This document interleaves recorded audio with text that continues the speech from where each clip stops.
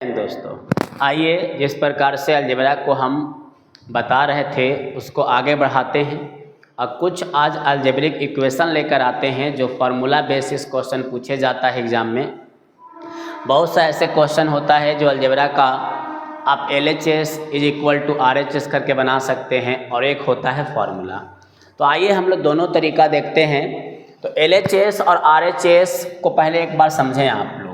LHS और RHS क्या होता है इस बात को एक बार समझने का कोशिश करेंगे। इसका मतलब है कि आप LHS में कोई भी वैल्यू पुट करें, कोई भी मान पुट करें, वो RHS के बराबर आ जाना चाहिए, तो आप क्वेश्चन में उसका मान को पुट कर सकते हैं। नियम यही होता है और कुछ नहीं है। बातें ये रहा कि सर क्या पुट करेंगे, जो आपका मन करे, जो आपको मन कर सकता है आप पुट करिए, लेकिन हमको LHS बराबर आप RHS ला कर दिखाइए, क्योंकि हम लोग के लिए कंपलसरी यही है कि LHS = RHS होना चाहिए। और दूसरा आइए एक फार्मूला होता है, तो उस बेसिस पे आइए यहाँ पे दो क्वेश्चन हैं, आपको दिखाने का कोशिश करेंगे कितना आसान होता है ये क्वेश्चन।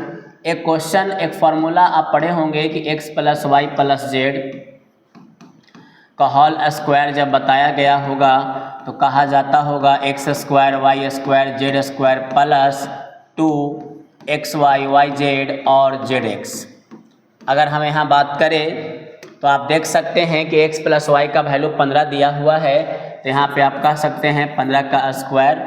आपसे x² y² z² का मान पूछा जा रहा है, तो z² plus 2 into xy yz zx का मान आपका दिया हुआ है 85।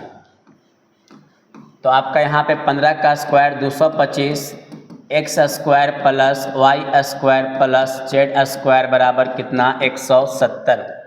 ये आकर के आपका यहाँ घट जाएगा तो आपका कितना आएगा, तो x² plus y² plus z² कितना आने वाला है, तो ये 55 होने वाला है। तो इस प्रकार से आप क्वेश्चन को डील कर सकते हैं। काफ़ी आसान होता है, बशर्ते इसके लिए क्या है, कंसेप्ट क्लियर होना चाहिए। जब तक कंसेप्ट क्लियर नहीं होगा तब तक आप क्वेश्चन को बना नहीं सकते हैं।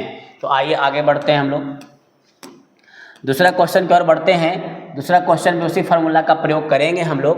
तो यहाँ पे देख सकते हैं कि x + y + z का आपका whole square x² plus y² plus z² plus 2xy yz plus zx। अगर यहाँ पे देखा जाए तो x² y² z² का मान दिया हुआ है 576 प्लस 2xy yz का मान दिया हुआ है 50। जोड़ दीजिएगा तो आपका 676 होगा। x + y + z स्क्वायर आके यहाँ पे रूट हो जाएगा, तो आप यहाँ देख सकते हैं कि इसका वैल्यू कितना होगा, तो ±26 होगा। तो इस प्रकार से भी आप क्वेश्चन अलजेब्रा का जो आएगा तो आप बना सकते हैं। एक से एक क्वेश्चन आते हैं जो आपको बारीकी से हम बताते चल रहे हैं, आपको समझते चलना है और घर पे जाके थोड़ा सा मेहनत जरूर करें। आइए क्वेश्चन नंबर 10 पे विचार करते हैं। बहुत ही आसान क्वेश्चन है क्वेश्चन नंबर 10, एक बार देखें। तो 5x - 5/x बराबर 10। आपसे पूछा जा रहा है स्क्वायर का वैल्यू, तो आप एक काम कर सकते हैं, यहाँ से आप 5 कॉमन ले लीजिए। x - 1/x बराबर कितना होगा 10, तो आपका 2 हो गया।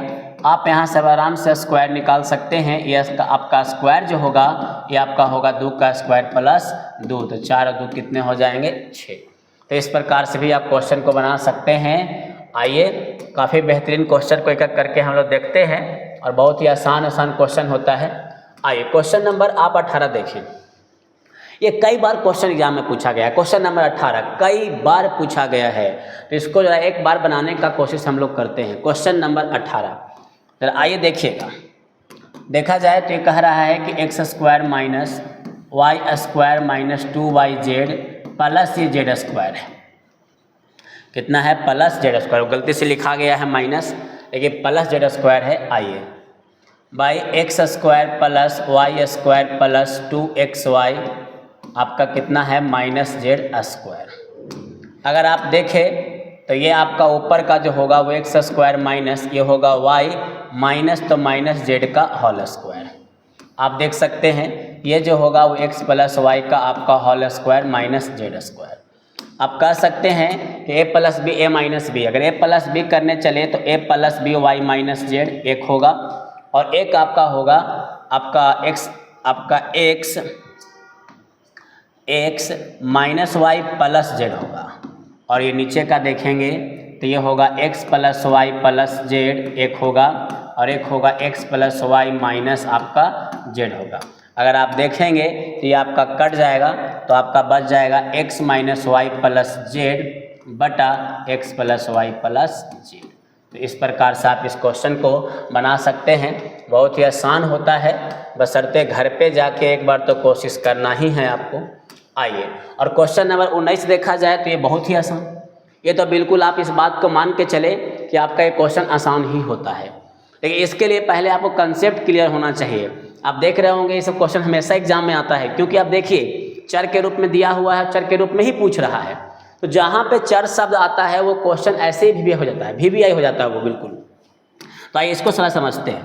एक फार्मूला आपको याद होगा कि x cube plus y cube plus z cube minus 3xyz बराबर 0 कब होगा।